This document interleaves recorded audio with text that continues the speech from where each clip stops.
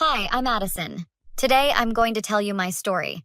But before I continue, please like, share, and subscribe to hear more stories like this. My life wasn't always the roller coaster it is today. 3 years ago, I was just another executive assistant at Hartwell Industries, supporting the company's CFO while trying to raise my daughter Lily on my own. The pay was decent, the hours predictable, and most importantly, it put food on our table. That changed when Marcus Thompson bought the company. Addison, did you hear? The new boss is coming in today, my friend Zoe whispered, leaning against my cubicle. Apparently, he's some tech genius who turned his startup into billions. Great, I replied, organizing the quarterly reports on my desk. As long as he doesn't cut our department, I couldn't care less. Girl, you need to care. Word is he's handsome, single, and loves to promote from within. This could be your chance. I rolled my eyes. Zoe, I barely have time to help Lily with her science project. The last thing I need is workplace drama. Speaking of which, how's the babysitter situation? Zoe asked. Mrs. Chen had to cancel again. I'm hoping my sister can watch Lily tonight, or I'll have to reschedule the client dinner. Miss Parker? A deep voice interrupted our conversation. I turned to find a tall man in an immaculate suit, his expression cool and calculating. Yes? I'm Marcus Thompson. His eyes flicked to the family photo on my desk. I need the Henderson account files. Now. No introduction. No pleasantries. Just demands. Of course, Mr. Thompson. I'll bring them to your office right away. As he walked away, Zoe whispered, So that's our new billionaire boss. Great, I muttered. Just what we need. Another entitled man who thinks the world revolves around him. That was my first impression of Marcus Thompson. Little did I know how much worse it would get. Over the next several months, Marcus transformed Hartwell Industries. Productivity soared, but so did employee turnover. His management style was brutal, relentless deadlines, public criticism, and zero tolerance for personal emergencies. Addison, where's the proposal for the Midwest expansion? Marcus demanded one morning, storming past my desk. I emailed it to you last night, sir. I need the physical copy with my notes. Did you even check your tasks this morning? I took a deep breath. I apologize, Mr. Thompson, but my daughter had a fever. I was at the emergency room until 2 a.m. His expression hardened. Your personal problems aren't company problems. I need that proposal in 5 minutes. As he walked away, I noticed my coworker Kevin shaking his head. How do you put up with that? He asked once Marcus was out of earshot. Single mom, remember? Jobs like this don't grow on trees. Kevin nodded. Well, if it helps, he treats everyone like dirt. Last week, he made Angela from accounting cry because she took a day off for her mother's funeral. Are you serious? Dead serious. The man's a monster in an Armani suit. That conversation with Kevin opened my eyes to how toxic Marcus really was. I started noticing everything. How he'd pit employees against each other, take credit for others' ideas, and systematically undermine anyone he saw as a threat. The workplace had become a battleground, and I was trapped in the crossfire. Then came the breaking point. Mom, are you sure you can make it to my recital? Lily asked, her voice small as I tucked her into bed. Of course, sweetie. I've already arranged to leave work early. You promised last time, too. Her words felt like a punch to the gut. She was right. I'd missed her science fair because Marcus had demanded I stay late to prepare for a board meeting. I promise, Lily. Nothing will keep me away this time. The next day, I approached Marcus's office, heart pounding. Mr. Thompson, may I speak with you? He didn't look up from his computer. Make it quick. I need to leave at 4 p.m. tomorrow for my daughter's piano recital. I've completed all my assignments and arranged for David to cover any urgent matters. Marcus finally looked up, his expression incredulous. Absolutely not. We have the investor meeting at 4:30. The meeting that I prepared all the materials for last week? The one that doesn't actually require my presence? That's not your call to make. Sir, I've missed 3 of my daughter's events already. I promised her. Miss Parker, he cut me off. If your priorities aren't aligned with this company's, perhaps you should reconsider your position. I stood there frozen.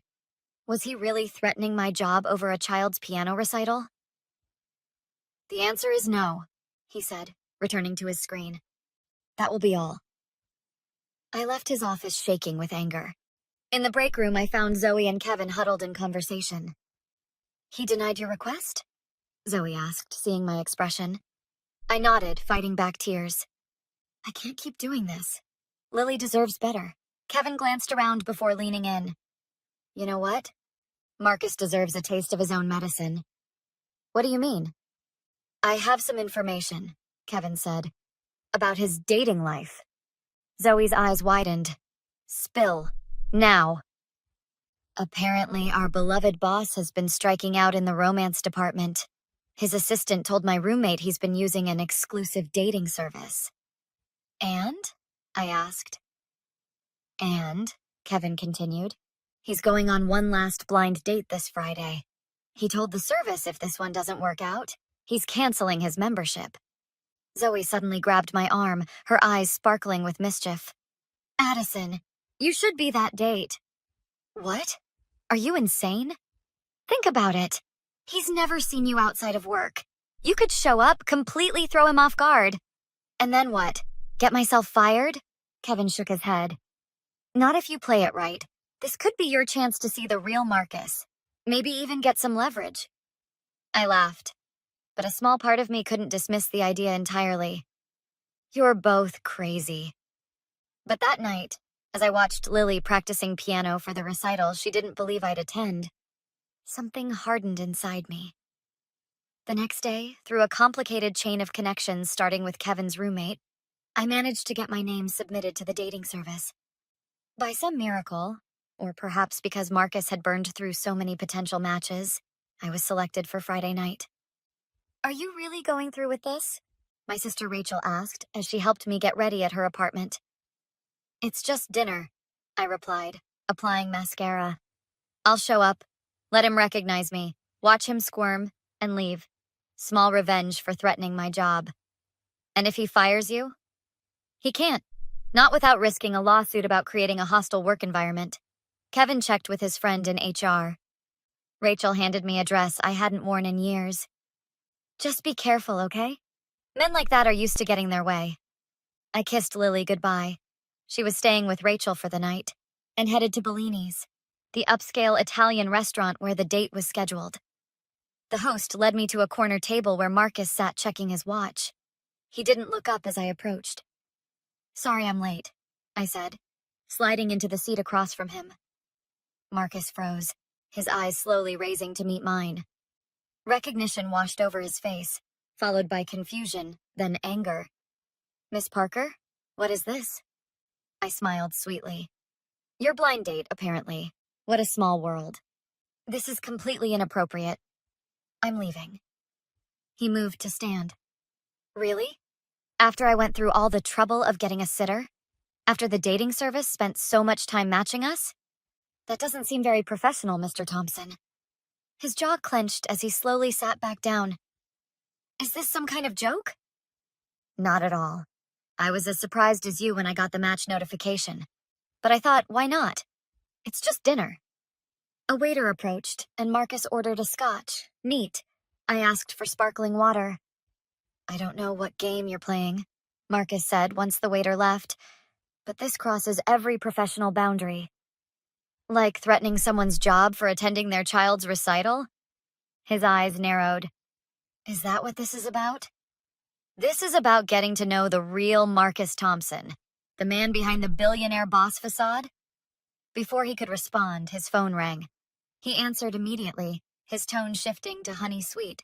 Mother, yes, I'm at dinner. No, not with Cynthia. That didn't work out. He glanced at me. Someone new. Yes, I'll tell you all about it Sunday. Love you too. He hung up, and I couldn't help but smile. Mama's boy? My mother is an important part of my life, he said stiffly. Not something I expect someone like you to understand. Someone like me? A single mother with questionable professional ethics. That stung, but I kept my composure. Tell me, Marcus, does your mother know how you treat your employees? I treat them with the respect they earn. Is that what you call making Angela work the day of her mother's funeral? Respect? His expression faltered. How did you... Or pushing Brian to a nervous breakdown last quarter? Or taking credit for Priya's marketing strategy? You're crossing a line, Miss Parker. Call me Addison. After all, we are on a date. The waiter returned with our drinks and took our orders. Marcus ordered the most expensive steak on the menu. I chose a simple pasta dish. So, I continued once we were alone again. Tell me about yourself. The dating profile mentioned philanthropy? Marcus took a long sip of his scotch. I donate to several education initiatives. That's generous. Is that why you denied Tamara's request for tuition assistance, despite company policy explicitly allowing it? His knuckles whitened around his glass. You seem to know a lot about my business decisions. People talk, Marcus, especially people who are afraid and angry. If my management style doesn't suit them, they're welcome to seek employment elsewhere. Like the 8 executives who've quit since you took over? Or the 23 employees you've fired? I didn't realize my executive assistant was keeping such detailed records. I'm not your assistant. I work for Jeffrey in finance. Marcus frowned. Then how do you know all this? I leaned forward. Because everyone talks about you. The employees, the janitorial staff, even your drivers. They all have stories about the great Marcus Thompson and his terrible treatment of others. Our food arrived, and we ate in tense silence for a few minutes. Finally, Marcus spoke. Why are you really here, Addison? I wanted to see if the man matched the monster. His fork clattered against his plate. Monster? I built that company from nothing.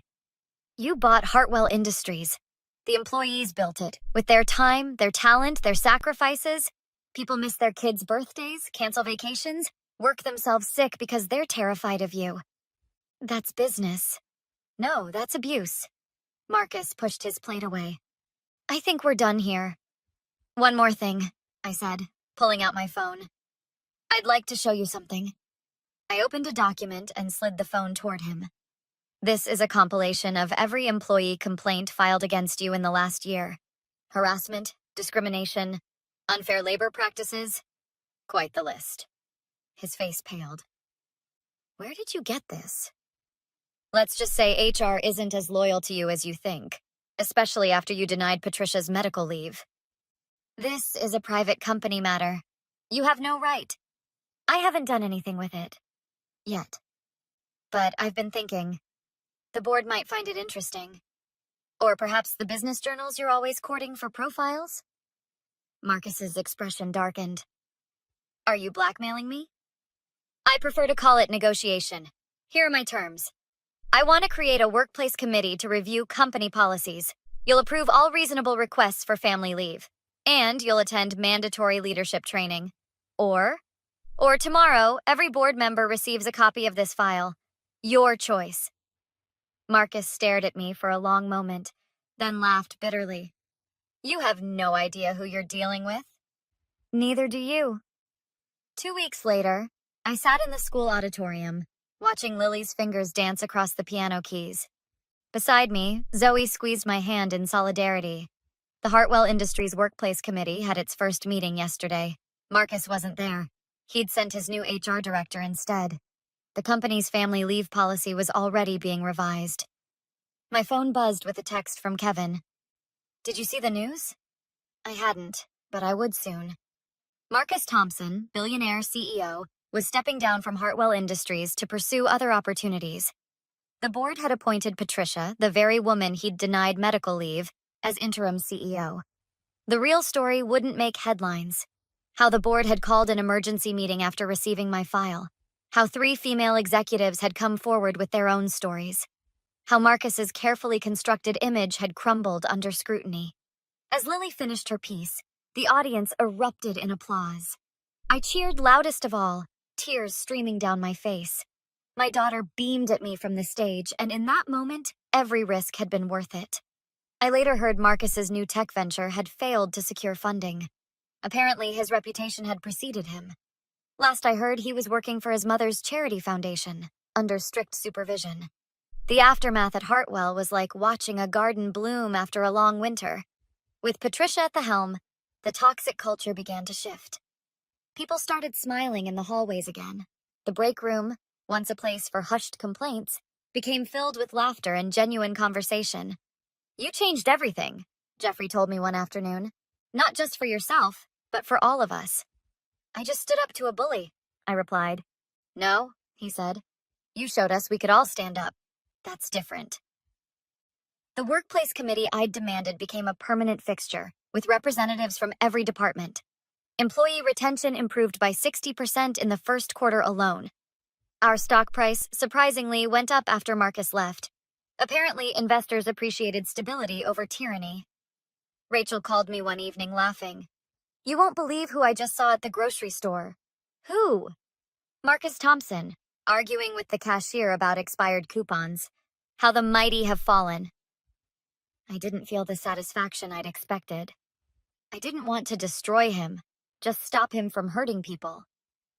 "Well, you did that and then some. The whole business community knows what happened." As for me, I got promoted to Director of Employee Relations. Turns out standing up to bullies can actually work out in your favor. "Mom?" Lily asked that night as I tucked her in. "Are you going to be able to come to my science fair next month?" I smiled and kissed her forehead. Wild horses couldn't keep me away. So that's my story. Sometimes the people who seem most powerful are actually the most vulnerable once their true nature is exposed. And sometimes a single mom on a blind date can change everything. What would you have done in my place?